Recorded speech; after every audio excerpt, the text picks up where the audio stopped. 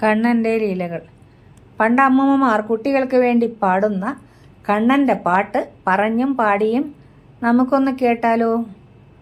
കുഞ്ഞുങ്ങളെ മടിയിൽ കമഴ്ത്തി കിടത്തി കുഞ്ഞിൻ്റെ മുതുകിലും ചന്തിയിലും തട്ടി പാടിയാൽ, അതേപോലെ തൊട്ടിലിട്ട് ആട്ടിയാലും ശരി, ഒന്നുകിൽ കുഞ്ഞുങ്ങൾ ഉറങ്ങിയേക്കും, അല്ലെങ്കിൽ കരച്ചിൽ നിർത്തി കയ്യും കാലും ഇട്ടടിച്ച് കളിക്കാൻ തുടങ്ങും.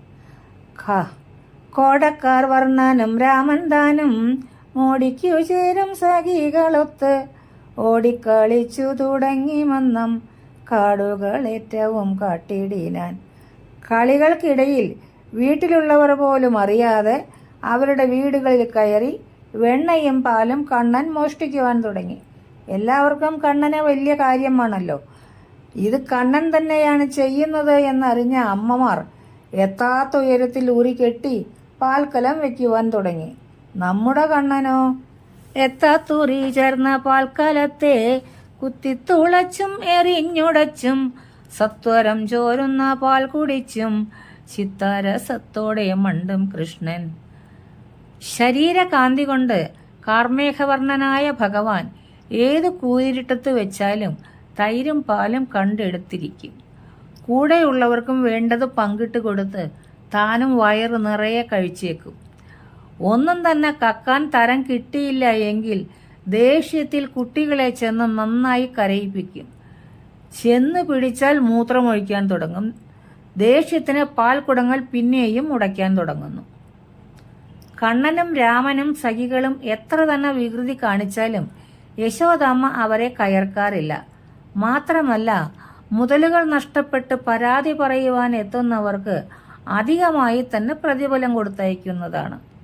ഒരു ദിവസം കണ്ണനെയും ലാളിച്ച് സന്തോഷത്തോടുകൂടെ കളിപ്പിച്ചുകൊണ്ടിരിക്കുമ്പോൾ ബലരാമനും സഖികളും കണ്ണനെക്കുറിച്ചുള്ള പരാതിയുമായി എത്തുന്നു.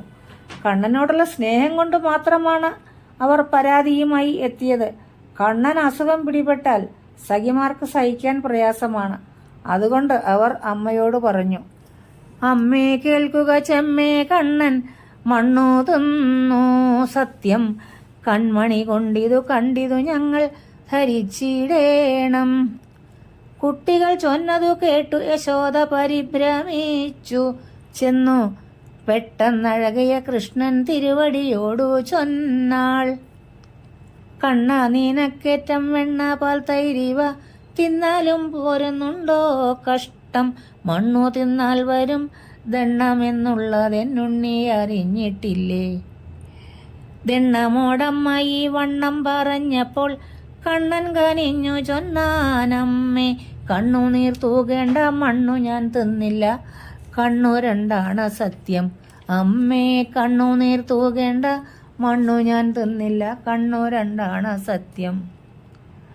തിന്നു നീ മണ്ണെന്നു നിന്നഗ്രജൻ താനും നിന്നിതാ ചൊല്ലുന്നല്ലോ, മണ്ണു തിന്നില്ല നീയൊട്ടുമെന്നാൽ ഞാൻ നോക്കട്ടെ നന്നായി നീ വായി തുറക്ക്. എന്നമ്മ ചൊന്നപ്പോൾ നന്യ തീരുവായ നന്നായി തുറന്നിടിനാൻ ലോക വൃന്നാദിനാഥനും മന്നവൻ ഐശ്വര്യൻ നന്ദകുമാരൻ കൃഷ്ണൻ. മണ്ണൽപ്പമെങ്ങാനും ഉണ്ടോ എന്നീക്ഷിപ്പാൻ കണ്ണങ്ങായച്ച നേരം അവൾ മണ്ണെന്നു തന്നെയല്ലണ്ട കടാഹവും തിണ്ണമാവിടെ കണ്ടാൽ. ഒന്നേ നോക്കിയുള്ളൂ. യശോദാമ്മ ആകെ പരിഭ്രമിച്ചു.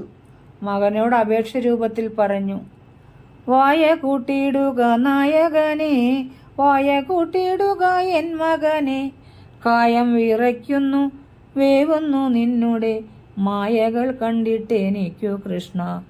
വിണ്ണവർ നായക വാമുറുക്ക് ദണ്ണ നമസ്കാരം ചെയ്തിടുന്നു, ഉണ്ണി നീ വൈകാതെ വായ കൂട്ടിയിടുക, വെണ്ണയും പാലും തരുന്നുണ്ടോ ഞാൻ. ചെമ്മേ യശോദ ഇതോതും നേരം ചിന്മയൻ ഗോവിന്ദൻ വായ കൂട്ടി അമ്മിഞ്ഞ പാലിന് ശാഠ്യം പിടിച്ചുകൊണ്ടമ്മതൻ വസ്ത്രത്തിൽ തൂങ്ങിയിടിനാൻ അവൻ, അമ്മതൻ വസ്ത്രത്തിൽ തൂങ്ങിയിടിനാൻ. കണ്ണാ കണ്ണ